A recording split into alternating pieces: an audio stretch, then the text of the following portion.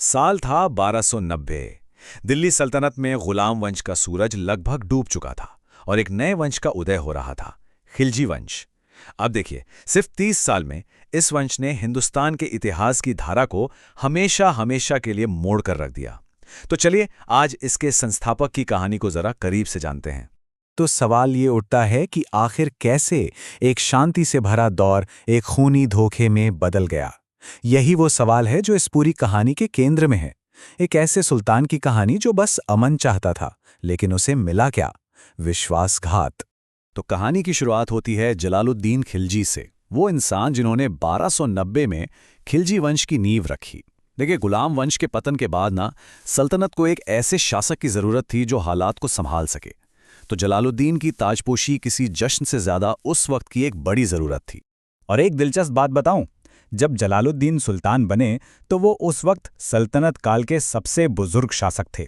उम्र ज्यादा थी तो तजुर्बा भी था, और यही तजुर्बा उनके शासन में साफ साफ झलकता भी था। उनका दौर ज्यादातर शांति और एक तरह की कह सकते हैं उदारता के लिए ही जाना गया।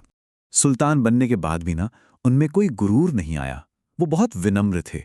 उन्होंने क्या किया कि जो कठोर सजाएं थीं उन्हें कम किया, और तो और विद्रोहियों के साथ भी बड़ा नर्म बर्ताव किया।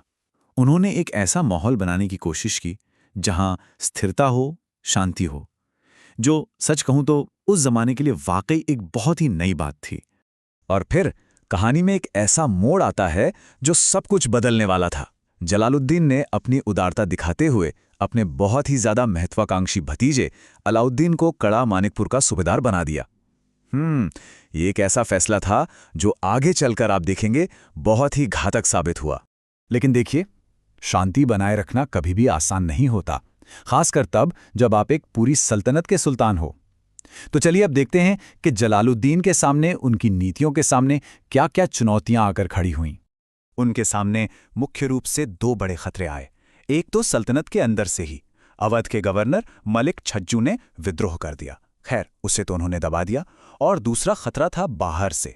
1292 में मंगोलों ने हमला किया, और इस हमले ने तो समझिए दिल्ली को हिलाकर रख दिया था। पर इस मंगोल हमले का जो नतीजा निकला वो बड़ा ही अनोखा था। हुआ ये कि मंगोलों के एक ग्रुप ने इस्लाम धर्म अपना लिया और जलालुद्दीन ने उन्हें दिल्ली में ही बसने की इजाजत दे दी। इसी से दिल्ली के पास एक नई बस्ती बनी जिसका नाम पड़ा मंगोलपुरी। सोचिए उस दौर में ये सांस्कृतिक मेलजोल का कितना बड़ा और अनोखा उदाहरण रहा होगा। अच्छा, लड़ाई झगड़े और हमलों से थोड़ा हटते हैं और अब बात करते हैं जलालुद्दीन के दरबार के उस नगीने की, उस सांस्कृतिक माहौल की जिसके केंद्र में थे इतिहास के एक सबसे महान विद्वान। और वो नगीना कौन थे? वो थे अमीर खुसरो। उन्हें एक उपाधि मिली थी, तोताए हिंद, यानी भारत का तोता, और ये नाम ही उनकी जबरदस्त काबिलियत और उनके प्रभाव को बताने के लिए काफी है। अमीर खुसरो का जो योगदान है वो सच में अविश्वसनीय है। अब सोचिए, सितार और तबला जैसे साज, कव्वाली और गजल जैसी विधाएं, और तो और खड़ी बोली का इस्तेमाल, ये सब उन्हीं की देन मानी जाती है। संगीत हो, साहित्य हो या भाषा, उनका काम आज भी जिंदा है। और ये बताता है कि जलालुद्दीन का दरबार सांस्कृतिक रूप से कितना अमीर था। और ये फैक्ट तो और भी कमाल का है। अमीर खुसरो ने एक या दो नहीं बल्कि पूरे सात अलग अलग सुल्तानों के दरबारों में काम किया था। 7 सुल्तानों का दौर देखना ये कोई मामूली बात बिल्कुल नहीं थी। इससे पता चलता है कि दिल्ली सल्तनत में उनका क्या रुतबा था। चलिए अब कहानी उस काले मोड़ पर वापस आती है जिसकी आग पर्दे के पीछे धीरे धीरे सुलग रही थी। ये कहानी है हद से ज्यादा बढ़ती महत्वाकांक्षा की और पीठ में छुरा घोंपने वाले विश्वासघात की। साल था 1296, एक ऐसा साल जब सब कुछ बदल गया।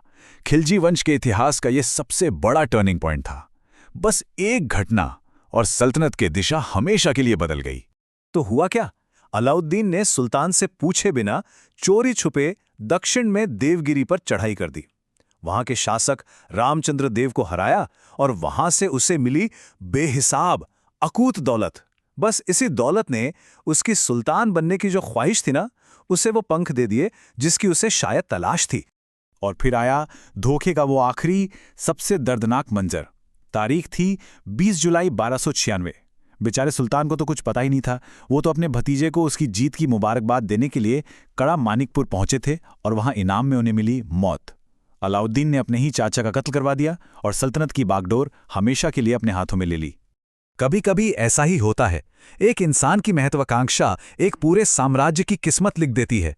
इस एक धोखे ने सिर्फ एक शांति पसंद सुल्तान की जान नहीं ली, बल्कि खिलजी वंश और पूरी दिल्ली सल्तनत के भविष्य को एक बिल्कुल नए, एक क्रूर और विस्तारवादी रास्ते पर लाकर खड़ा कर दिया।